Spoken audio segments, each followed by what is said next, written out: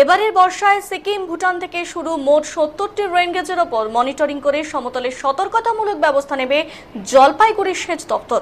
সেই সঙ্গে কোথাও কোনো নদীর জলস্তরে অস্বাভাবিকতা নজরে এলে স্থানীয় প্রশাসনের সাথে যোগাযোগ করা হবে। শুক্রবার সাংবাদিক বৈঠকে এই কথা জানালেন উত্তর পূর্ব মণ্ডলের সেচ ও জল অধিকার দপ্তরের মুখ্য বাস্তুকার কৃষ্ণেন্দু ভৌমিক।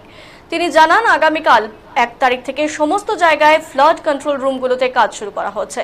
শুধু তাই নয়, বন্যা নিয়ন্ত্রণের জন্য 100 কোটি টাকা বরাদ্দে 42টি বড় কাজ ছাড়াও আরও কিছু ছোট কাজ শুরু করা হয়েছিল।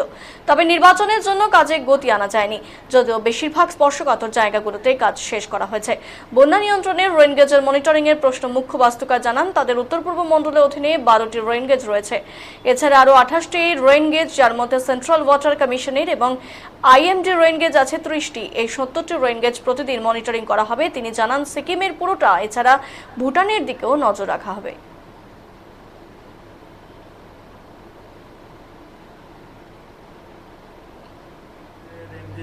আমাদের নিজস্ব আছে 10টা, আর এছাড়া আমরা 30টা rain gauge central water commission এবং IMD আরও 30টা প্লাস 58টা রেইন গেজ আরও আমরা মনিটর করব।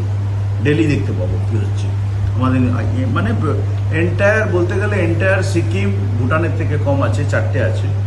ভুটানের 4টে নদীর উপরে, মেজর নদীর উপরে আছে আমাদের জলঢাকা, তোরসা, রায়ডাক আর সংকোষ, 4টে মেজর নদীর উপরে আছে। সুতরাং এইগুলো আমরা প্রতিদিন নয়, প্রতি 3 ঘন্টা অন্তর অন্তর দেখতে পাবো।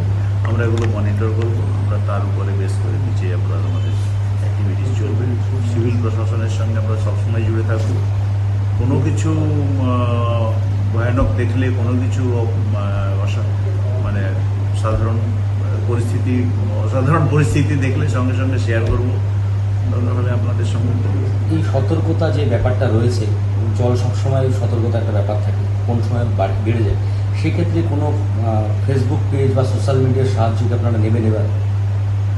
নিশ্চয়ই নেবো। আমরা কোথাও জানালে অনেক সব জায়গায় তো আর আমাদের রেইন গেজ নেই, অনেক ছোটো জায়গায় হয়তো ক্লাউড বাস্ট হয়েছে, নিশ্চয়ই নেব। দিনের দিন আমরা সেখানে খোঁজ নেবো। সেখানকার ধরুন কালিম্পংয়ে যদি কিছু হয়, ন্যাচারালি আমার রেইন গেজ নেই, আমি সেখানে ভিডিও আছে, ইত্যাদি আছে, প্রশাসন আছে, আমরা জানতে পারবো। আমরা অ্যাটলিস্ট অন্তত খোঁজখবর তো নিতে পারবো যে ওখানে কী হয়েছে, এক্স্যাক্টলি ঘটনা, তার এফেক্টটা আমার কাছে কখন আসবে, কি আমাকে কি করতে হবে, ডেফিনেটলি।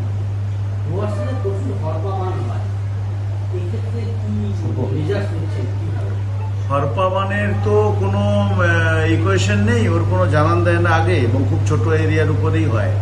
ছোট এরিয়ার উপরে আনপ্রেসিডেন্টেড অ্যাবনর্মাল বৃষ্টি হলে তখন হয়।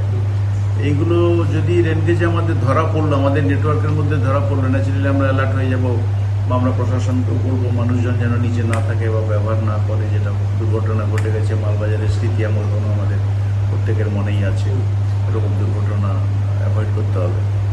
এই ছাড়া আমাদের নর্মাল বর্ষাকালে হয় না হরপাবানটা। কখন হরপাবানটা বর্ষাকালে হরপাবান হয় না, আনসিজনে নয়, যখন মানুষ প্রিপেয়ার নেই, হঠাৎ চলে এলে তখন বিপদে পড়ে। এখন তো বর্ষাকালে নদীর জল যাবেই, আমি নিচে নামবোই না, কেউ নামবে না, গ্রামের লোকও নামবে না, জানে ধুয়ে যাবে বা পাথরের মধ্যে ফেসে যাবে, এভরিবডি নোজ। আনসিজনাল হলে তখন হঠাৎ করে অ্যাক্সিডেন্টটা হয়, যেটা মালবাজারে হয়েছিল বোধহয় অক্টোবর মাসে হয়েছিল, নভেম্বর বোধহয় নাকি, অক্টোবরের শেষের দিকে। হ্যাঁ,